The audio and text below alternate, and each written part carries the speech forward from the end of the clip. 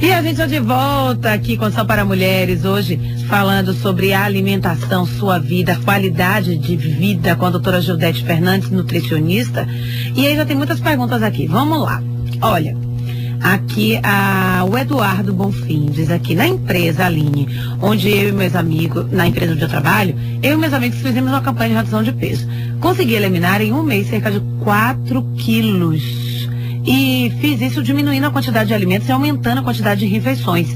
E substituí quase tudo por alimentos integrais, diet, e complementei com a natação. Fiz correto? Pergunta ele, doutora. Nossa, corretíssimo. Você já está profissional da área. Já pode passar a informação para frente. É isso aí.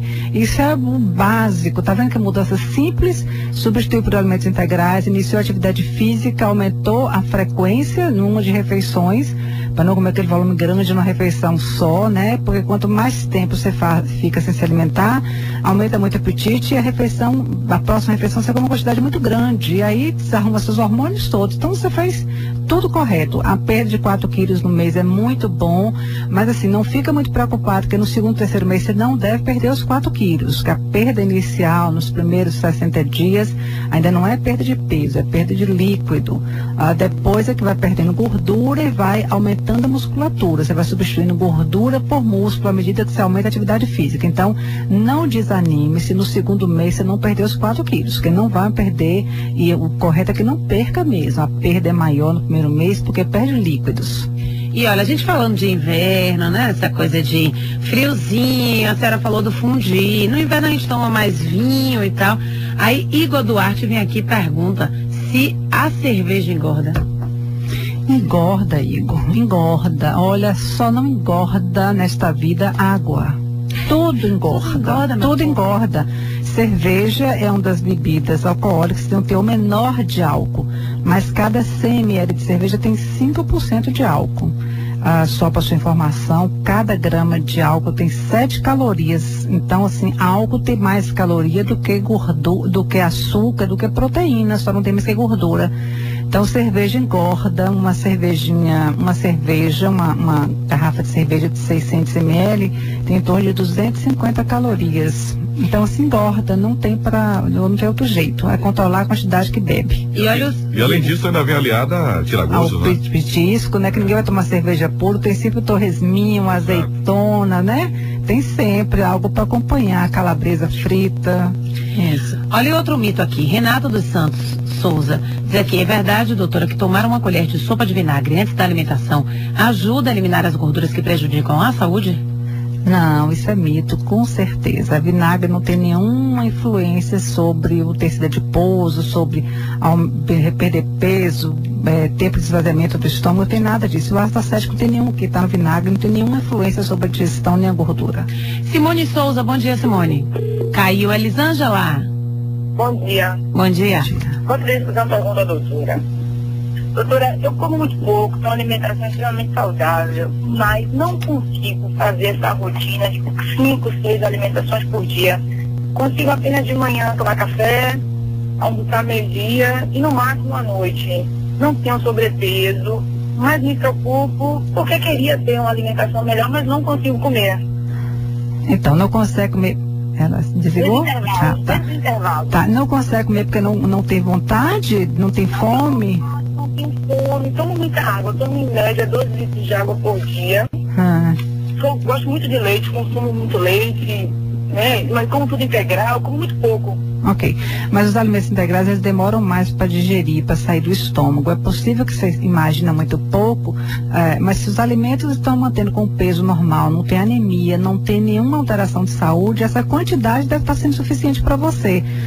Não é bom que sejam intervalos tão grandes, né? Porque comendo de manhã, meio-dia, de noite, você está fazendo 6 horas de intervalo sem refeição. Isso não faz bem para a digestão, o estômago foi desprotegido, você pode ter alguns sintomas indesejáveis por causa desse tempo que você fica sem se alimentar. O ideal é que fracione um pouco mais. Se você tiver condição, o seu horário de trabalho permitido, é que fracione um pouco mais. Mas se aliar essa quantidade de alimentos que você come, que você julga pouco, está lhe mantendo com o peso adequado, você não está com baixo peso, não tem alteração nos exames de laboratório, não tem fraqueza, não tem sensação de fraqueza, não tem anemia, porque a quantidade é suficiente. Se isso não lhe deixa seguro, é bom fazer uma consulta, que o médico clínico vai pedir pedindo exames de laboratório para ver se você tem algum nível de anemia. A gente só consegue perceber que isso é pouco, como você está analisando, se tiver alguma alteração no exame laboratório. Se não tiver, está tudo bem, a quantidade que você come é suficiente, apesar da recomendação ser sempre de fazer intervalos menores. Olha, deixa eu mandar um beijo aqui para o Valdivino Lima, que está aí no Facebook ouvindo. Um beijo, viu? Jaci, bom dia, Jaci. Bom dia. Jaci. Bom dia, doutora. Bom dia, Jaci. É o seguinte, eu tinha 80 quilos, eu fiz uma dieta naturalista, acompanhada com um médico, um profissional daqui de Salvador. E, na verdade, assim, eu não como carne já tem uns 3 anos. Eu tirei totalmente a carne, eu não como nenhum derivado, nem peixe, nem carne, até porque eu não gosto também. Mas também porque eu tirei mesmo. E assim, mas há uma substituição correta, a gente usa muito cogumelos, é uma dieta muito rica também, embora a gente não coma carne, né? Então assim, eu perdi 20 quilos e estou continuando a manter, porque é uma dieta que na verdade não é mais dieta para mim, já faz parte da minha alimentação. Só que eu baixei meu nível de colesterol, gordura no fígado e minhas taxas de ferro, tudo estão perfeitamente normais. Ótimo, que bom. Então, é possível, naturalmente, que você fez a dieta com um profissional orientado, ele teve o cuidado de manter controlado todas as vitaminas, minerais. Se você retirou carne, produtos de origem animal que tem efeito direto sobre o colesterol, é possível que tenha diminuído. Você tem que reduzir o colesterol, diminuir a gordura do fígado, a gordura hepática, esteatose. Se retirou carnes, produtos de origem animal, reduz isso mesmo. Se ingerir algum derivado de leite, alguma proteína proveniente da clara do ovo, a dieta está completa, não tem carência nenhuma. Uma dieta que tem grãos integrais, ela cobre todas as necessidades. Não obrigatoriamente precisa ingerir carne. Eu disse isso desde o começo, não precisa ingerir carne, a gente precisa ingerir proteína. Que substitua e que preencha a função que a proteína faz no organismo da gente. E a Divan diz aqui, eu tenho 29 anos, desde a minha adolescência, o meu peso muda dos 53 quilos. Apesar de o período ter treinado musculação e ganho massa muscular, não variou muito. Minha pergunta é se isso pode ter algum sintoma de disfunção? Ele só pesa 53 quilos. De que altura ele tem? Ele não botou altura. Porque 53 quilos depende da altura. Depende da altura. É um peso muito baixo, mas assim, tem como melhorar o peso com performance, com atividade física e com suplementação alimentar. A depender da altura, 53 é um peso baixo. Olha, aqui Vanessa diz, doutora, ultimamente venho sentindo nojo de carne de frango, calabresa, como arroz com caldo, por exemplo. Há possibilidade de eu ser vegetariana? Se eu cortá-las, há possibilidade de emagrecimento? Caso positivo, o que devo comer para substituir essas proteínas? Que é a possibilidade de emagrecimento, se você retirar proteína, você perde massa muscular, não é emagrecimento saudável. Para reduzir, para retirar essa alimentação, você tem que fazer com um profissional para lhe acompanhar o tempo inteiro. Retirar carnes, proteína, deixa você mais fraca, a sua imunidade fica baixa, você fica mais propenso às infecções comuns, que é do dia a dia, da aérea, infecções do tempo, né, do ambiente são mais frequentes, que você vai ficar menos resistente às infecções. Então, você tem chance de ter as doenças mais comuns, porque você não vai estar com ingestão de proteína suficiente para formar suas defesas imunológicas. Mas para fazer isso, para mudar a alimentação, você deve procurar um profissional que possa acompanhar. Claro. Não dá para fazer essa mudança radical sem ter um acompanhamento, que você vai possivelmente parecer com doenças mais comuns. Beleza, vamos ver agora aqui uma matéria falando sobre essa questão da ansiedade ligada à alimentação? Sinta-se bem, sinta-se bem. O transtorno de ansiedade generalizada é basicamente uma preocupação ou mesmo uma ansiedade excessiva, ou com motivos injustificáveis ou desproporcionais ao nível de ansiedade observada.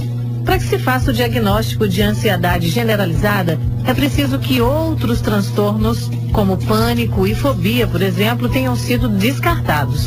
Vamos conversar então com o Dr. Marcos Lopes, que vai nos explicar melhor o que é ansiedade.